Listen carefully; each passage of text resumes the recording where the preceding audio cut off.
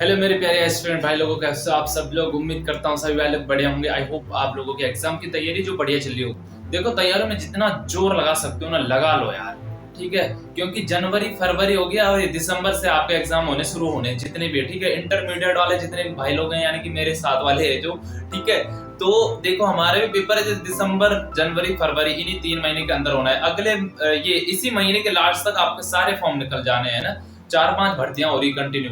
तो तैयारी और जोर से कर लो, पढ़ाई जितना ज्यादा टाइम दे सकते हो दो भाई, ठीक है। क्योंकि जब इलेक्शन हो जाएगा, इलेक्शन के बाद भर्तियां नहीं आनी, सभी को पता है 4-5 साल रुकना पड़ेगा फिर, ठीक है।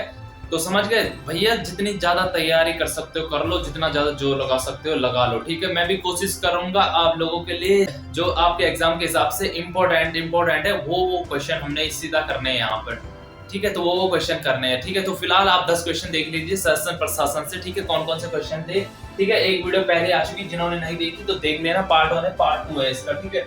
चलिए देख लेते हैं, ठीक है। बिना टाइम गवाए सीधा शुरू करते हैं, ठीक है। उत्तराखंड में ये क्वेश्चन आपसे डायरेक्ट पूछे जाएंगे, इनमें कोई ए फेर नहीं होने वाली, ठीक है। उत्तराखंड में राजस्व पुलिस व्यवस्था की शुरुआत कब से हुई थी? उत्तराखंड में राजस्व पुलिस व्यवस्था की शुरुआत कब से हुई? सभी को पता है 1874 से उत्तराखंड में राजस्व पुलिस व्यवस्था की शुरुआत हुई थी, ठीक है। और इससे क्वेश्चन भी आ सकता है कि जब राजस्व पुलिस व्यवस्था लागू हुई उस समय कुमाऊं कमिश्नर कौन थे? तो कौन थे भैया? Henry Ramsay.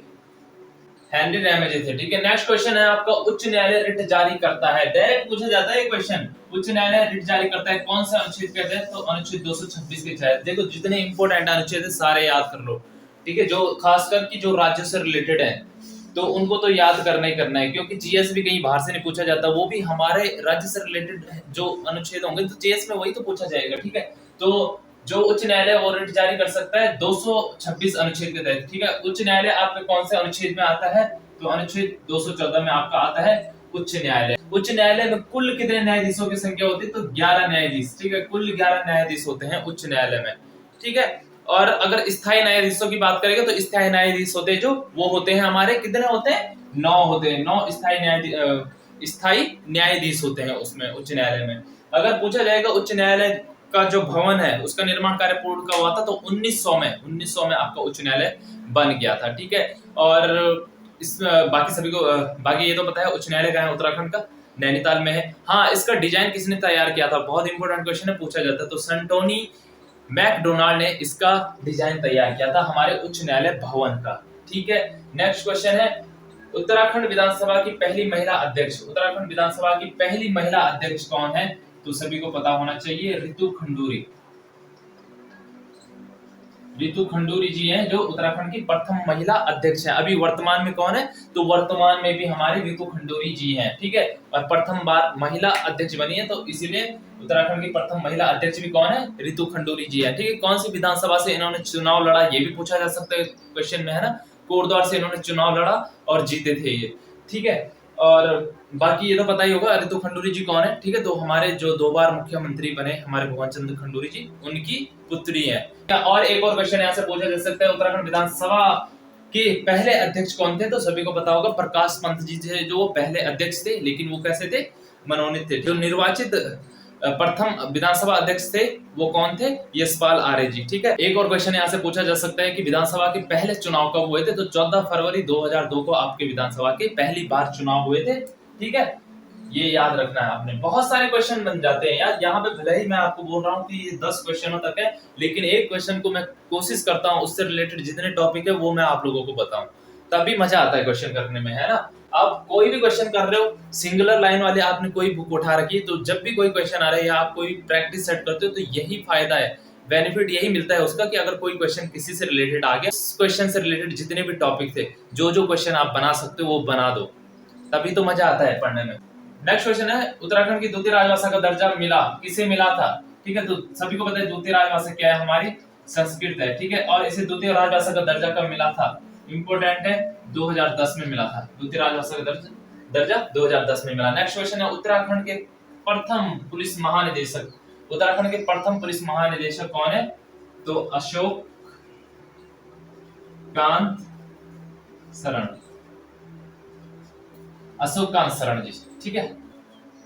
अशोक कांत शरण जो उत्तराखंड के प्रथम पुलिस महानिदेशक हैं। और अभी कौन है वर्तमान में? अगर बात करें तो वर्तमान में भी इन्हीं के नाम से अशोक कुमार जी हैं, ठीक है, डीजीपी।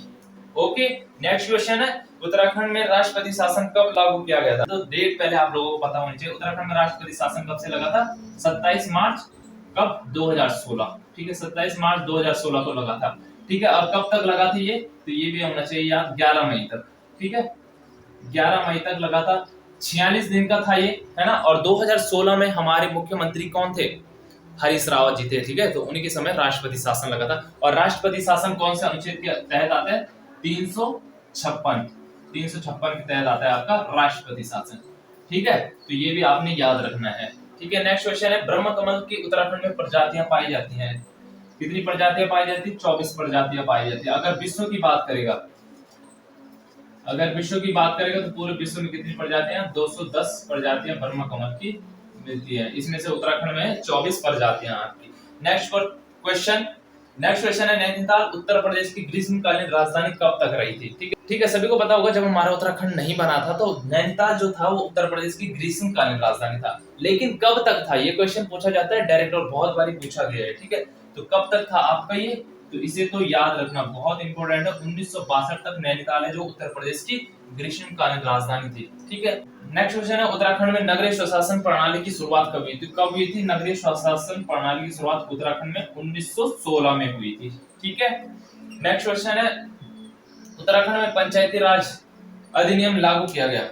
ठीक है, उत्तराखंड में पंचायती राज अधिनियम कब लागू किया गया था? तो ये याद रखना है, इसकी तो डेट आप याद रखना, 4 अप्रैल 2016। 4 अप्रैल 2016 को उत्तराखंड में पंचायती राज अधिनियम लागू किया गया था। ठीक है, और इसमें संशोधन कब किया गया? 2019 में होता है इसमें संशोधन, जिसके तहत चुनाव कौन लड़ सकता है? जिसके 2 बच्चे होंगे। और इसमें कुछ शैक्षणिक योग्यता रखी हुई थी, जनरल के लिए 10 पास और SC ST OBC आपके लिए 8th पास। ठीक है, तो वो कौन सा? 2019 में रखी गई, जब संशोधन हुआ। तो पूछा जा सकता है, ठीक है, कि इसमें संशोधन कब किया गया? तो 2019 में किया गया था। ठीक है, पंचायती राज पता होगा। ठीक है, 11वीं अनुसूची है, 73वें संविधान संशोधन के द्वारा इसे 1992 में जोड़ा गया था। ठीक है, भाग 9 में आता है संविधान के। ठीक है, नगरीय स्वशासन की बात करें, ठीक है, तो ये आपके भाग 9A में आता है 74वां संविधान संशोधन 1992। ठीक है, और 12वीं अनुसूची में इसे जोड़ा गया था। किसे? नगरीय स्वशासन को आपकी। ठीक है, विषय की अगर बात करें, विषय पूछ ले कि 12वीं अनुसूची में कितने विषय हैं, यानी कि नगरीय स्वशासन में कितने विषय आते हैं आपके? तो 18 विषय नगरीय स्वशासन में। ठीक है, और पंचायती राज में आपके कितने विषय? तो 29 विषय। ठीक है, तो आपको यार जब भी आप कोई एक क्वेश्चन करते हो तो उससे रिलेटेड जितने क्वेश्चन आपको आते हैं वो एक बारी रिवीजन करो, क्वेश्चन खुद से बनाना शुरू कर दो। इससे आपको बहुत जल्दी याद होगा और बहुत बेनिफिट मिलेगा इसका। ठीक है, तो ठीक है दोस्तों, ज्यादा वक्त बर्बाद न करते हुए इस वीडियो को करते हैं यहीं पे खत्म। मैं मिलता हूँ आपको नेक्स्ट वीडियो में। Thank you so much.